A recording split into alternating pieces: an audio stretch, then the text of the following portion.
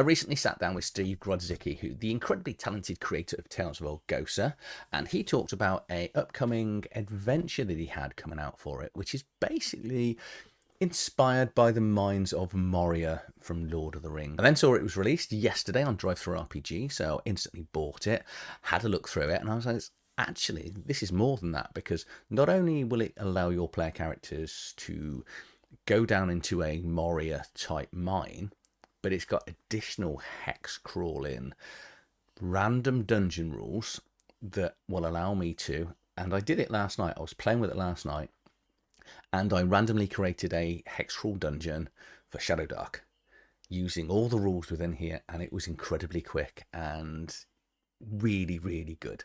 So let me show you where you can pick this up, what it's called, and then I'll take you through the two parts of the book. So say you've got the first part, which is a sort of set map that's meant in a certain way, and then you've got the next part, which will allow you as a games master to randomly create really interesting dungeons, names for the rooms and caverns and things that are going on. This is D100 table as well for the different things that are going to go on, random monster tables, everything. So let me just take you straight over to Drive-Thru RPG so you can see what I'm talking about. So what I'm discussing today is Lost Roads of Dol-Karok. This is a adventure. It is specifically written for Tales of Argosa. It's a 34-page zine. It's currently only available in PDF. I'm assuming, like most of Steve's stuff, it will be print on demand at some stage. So I'll just take you through basic details. So here's the front cover, which I'll show you when we get to it as well. You can really probably see from here just how vast it is. But this module comprises of 2 adventure generators, one for the Lost Roads of Dol-Karok and one for, I'm calling it Zomorta. I don't know if that's pronounced correctly, which is a forgotten realm that's even deeper into the ground. But what I've been doing is just ignoring that and pulling it out and then just playing with it as a dungeon just by myself, going, actually, this works for my players. Including in this 34-page zine magazine, you're going to get a coloured adventure guide, a white background adventure guide. You're going to get a map of the city, some roads, some details of the roads, some rumours, research tables, etc. But I think probably the easiest thing to do is just me to show you exactly what's included as well. Because if I just click on this, you'll see there's a lot of additional stuff in here. And that's because it's designed to be nice and easy and player facing. If I'm going to pick this up, please do consider using my affiliate link, because say things like this I did buy, and then obviously I can then put that money back into the channel to keep buying more things to bring more reviews. So, and obviously everyone that is using my affiliate link, of course, thank you so much for using it. It's incredibly kind just to do that little bit of extra work. It doesn't cost you any money, but it does help generate money for the channel. So here's the front cover, and Steve did show me this in the interview, and I was like, do you know what I'm in? I want to play here, because we then got into a side conversation about Moria, and I having never read The Lord of the Rings, well, I've read Return of the King, but I've never read the first 2 because I watched the first 2 films, and then I just wanted to see how it ended. That's my logic there. I didn't really get how vast Moria actually is, and say this is a chance for your players to play in a Moria type situation. And it comes along with, so you've got the map here. So this is the full map.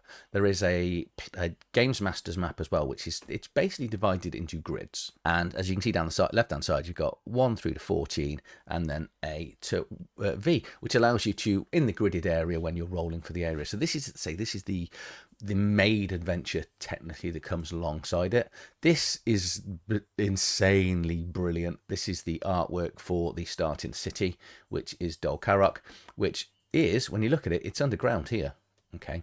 And Steve showed me this, and I was like, this is amazing. Now, there's no real details for this. You can use any city within it, but you've got an idea of the locations in the city, and the noble district, guild districts, etc. And the wonderful thing about this is all actually underground in a sort of built out cave, which is brilliant. It's such a good piece of art. And you've got bottom left hand corner here, you've got the main cave entrance, and then just going down into the underground as well at the north side. You then get this, which is an exploration guide for doing the Lost Roads, which I'll explain as we get to that part of the adventure. And then we've got this Zamorta, I think I was going to call it. I've probably changed as I do. And this is your random dungeon hex crawl hints and guides. So both of these are actually in the book, but what I really like is the fact that Steve has pulled these out as separate PDFs that you can just print off multiple times and give to the players, because when they're building their own dungeon, you can get them to do that themselves, which is really good. Right, let's get into the book. I've wasted enough time, I think. So here we go. It's 34 pages. Get straight into the book, straight into contents. And we have got hyperlinks here on all the page numbers. So we're going to take you through an overview initially, supplies, rumours and research, then you get the map of the city, which we've seen. We get the road maps. The road is basically what they call all the lands underneath and sort of the tunnels. On the grid one without the adventure sheets, so we've seen these, but I'll show you where they are in the book. The Lost Roads grid crawl that comes in. We then get chambers, loots and fortunes, and the rest of the book pretty much is random tables. So room complications, creature tables, Zamorta, Hexcrawl, terrain points of interest, spaces, treasure and fortunes, points of interest, some new monsters, and new major items. Obviously, the book's going to assume that you know Tales of Argosa and you know how to run the rules. I'm not going to go through any of the rules in here. Then down in the bottom left-hand corner here, I've got the who is being credited. But Dol-Karok, in essence, is a old city that's been around for a long time. It's a subterranean city, so it's, as I said, it's all built in a giant cavern that's all underground. There is this supernatural light that comes off from these gloom spores in there, so it's generally bright and, you know, perfectly carved, etc. You know, it's a stunningly old city. And then we get into the Lost Roads, and this is basically, it was mine and mushroom plantation that has existed for a long time. It's 50 miles wide and 8 leagues deep. I think I said 5 miles. So yeah, it's going to take a long time to go through. And it's broadly set up into a high, which is levels 1 to 4, medium 5 to 9, and then deep for 10 to 14. And there's a variety of precious metals, ancient relics, valuable lore for the players to go and discover down there. And if they get beyond that, they go into this Zamorta world, which is like this even deeper place, which hasn't been mapped, hence the reason you can do the random hex crawl. So if you are just interested in random hex crawl dungeon creation or mine creating, you don't even need the front part of this book. You just get the last few pages, but you're kind of going to want it all to build it in, and it's because Tales of Argosa, it's old school. You can run, say I've been experimenting with this with Shadow Dark last night. Then we've got, you know, Castles and Crusades, old school essentials. There's all these things that will quite easily work through these rules. Initially, what we need to look at is the random generator, which explains in here. It talks about all the places that you need to look at in the core rulebook if you're going to run it through Tales of Argosa, obviously, because that's what it's designed to do. But you've got 4 hooks and rumours to get them, you know, from your obligatory dwarven treasure in there, or, you know, they find a journal on someone. There's different things they're going to research and find out as they go on, again, about hidden scrolls, different entrances in there. They can even just be doing, you know, go down there as a cartographer mission. You know, we know the idea of the mines. Can you go out and discover it themselves?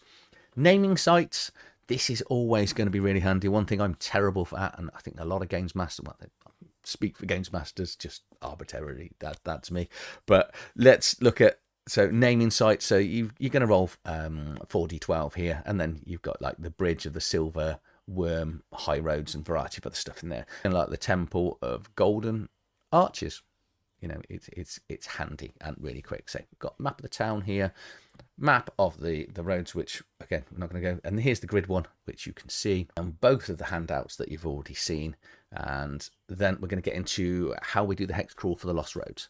So these are slightly modified rules for the core rulebook, but it's just 6. I say 6, it's just 6. It's nice and easy. You're going to do a new day, and you're going to get 1 XP if you have slept an 8. You're then going to do the travel rolls and decide rolls in here, which I'll just scroll back, which are things like Scout, Lookout, Guide, Forager, Quartermaster, etc. Now, these rolls in this rule book, they will just, if you pass the test, you will get something like finding a quicker route. You might get somewhere faster. You might find some forages, and as you get there, you might find additional light sources. That's what the different rolls are. You will then, the party has 3 watches, which are 4-hour segments, and entering a new zone is technically a watch. And then you'll consult the bones, which is a dice mechanic to do whether it's something good or or as in fortunate will happen, or misfortune will happen. The fortunate things are down in the right hand side here, and misfortune are down here. You will just roll a d8 to decide, and that can things like make good times, you'll get there quicker, advantage on stealth rolls, or misfortune, you might be spotted by the NPCs in the room before you get there, or an ambush. You would then explore the rooms, you would then finish the rooms out. Again, tables coming up for this. You'll then find a camp for the night, and you need to find out whether it's a nice place to camp or not. You're not going to find out that until, again, you roll the fortune dice. Oh, you don't need the specific dice. There are rules in the Tales of Argosa book that explain what all the faces of the dice mean. Deduction applies, and then in the end of the day, and that's it. But some of these things will have event spaces, so depending on the type of room it's going to be, whether it's a large or minor room, you know, a sloping corridor, etc. Some things will be deciding on the room will be a major chamber or a minor room. So things like major chambers might be a prison or a dungeon or a major bridge. The minor room might be an art or music room or miscellaneous room. Say we can furnish the room out, and it might even be a treasure room in here if you roll 11 or 12 on the d12. So if it is a major chamber, you're going to get a d4 to it on this d8 roll. Sorry, it's a d8, not a d12 on here. And obviously, if it's a minor room, you're not then going to get into the nice things because you can't get to 9, 10, 11, or 12 on that d8. Treasure by civilization, because this is a different type of world, what we've got is changes in here for things. So that some of the treasures and random treasures that you're going to find are out from the rule book, and it just makes some recommendations for things to find in here, sort of tentacles and dwarven artifacts, etc. Room complications. So if you do roll a room complication, you've got a d20 here, and this might bring in something like a puzzle to be solved in the room. Again, there are rules for that in the Tales of Argosa rule book, or whatever book you are running, and there might be some vermin, or it might already be ransacked and people have already got there beforehand, or if luck roll decides, they might actually be in the room when you get there.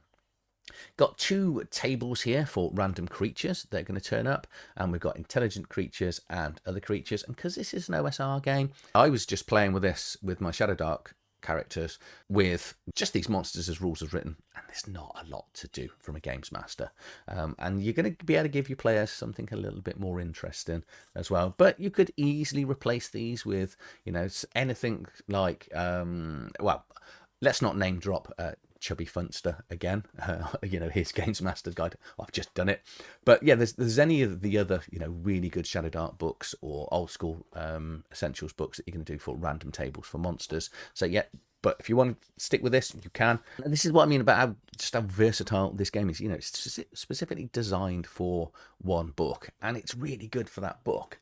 But this back section here, I'm thinking I can just use this for random creations, and I'm sure I didn't ask this because I don't talk to creators, even though, you know, I talk to Steve quite a lot about things in the book before I start my review. But this Examorta, I've changed the way it was pronounced. I knew that was going to happen, but this changes the hexcrawl slightly differently because it's completely unmapped. But we've still got these 6 supplies. But one thing you're doing is rolling for terrain type, and then entering and exits and stuff out of the room. So you're rolling like a d4 exits. So as you're doing the hexcrawl to find out whether it's a dead end or not, etc. Okay, you're still consulting the bones. It's predominantly the same. And then one explanation when you're going to do the points of interest. So over on the right hand side, we've got the terrain here. So you are rolling a d10, and that's just going to determine the points of interest, the terrain type in there. And then points of interest is on a d100, and there are 100 of them. There's not a lot of, you know, what does ice mean? What does secret path mean? Absolutely fine. Steve, then roll over another page, and we've got a sort of a list here of all the points of interest that are listed on that d100. But more importantly, you can then roll, because, for example, we've got the plateau here, and there are 6 different plateaus. So you can roll a d6, and you're not going to get the same thing for the, well, you will if you roll the same roll, but you get the point here. There's so much more to this. And again, fortune, misfortune, slightly different here. Misfortune is a larger table. It's a 12. Got some encounter spaces, and then treasure by hit dice of the creature. Then we've got some new monsters at the back for Tales of Argosa, which nearly all of them have artwork in. Brilliant descriptions, as Steve always does with his, and all the stats and, you know, how they attack, etc. are in here. And then we've just got this little table here for some major magic items. 4 pre-generated characters, so if you want to just run them through here. You can just use the players as written. And then this really, really useful player cheat sheet right at the back, which would have been really handy. I don't think it's in the core rulebook. I'm convinced it's not. It may be, but I think I've missed it. But I've printed this off, and I've now made me realise I probably need a laminator. So I thought there, something else to spend money on for the channel. But that's it. Again, I'm doing that. That's it. I was really blown away. I knew I was going to like what Steve had created by the first things, you know, the images that he showed me in the interview. But then to get that ex mortis section right at the back, that random, you know, being able to randomly create mines just off the fly, you know, with D100 points of interest, lots of different room types and ideas. You know, all the hex crawls is all included in that. Absolutely amazing. And for it's less than £4, so it's probably what, $5.50 something like that. Absolutely amazing. So if you want to pick this up, please, like I said, please do consider using my affiliate link. And this is the Lost Roads of Dol-Karok by Pickpocket Press. And yeah, if you've enjoyed this video, please like, share, subscribe to the channel, and I'll see you on the next one. Thank you for watching.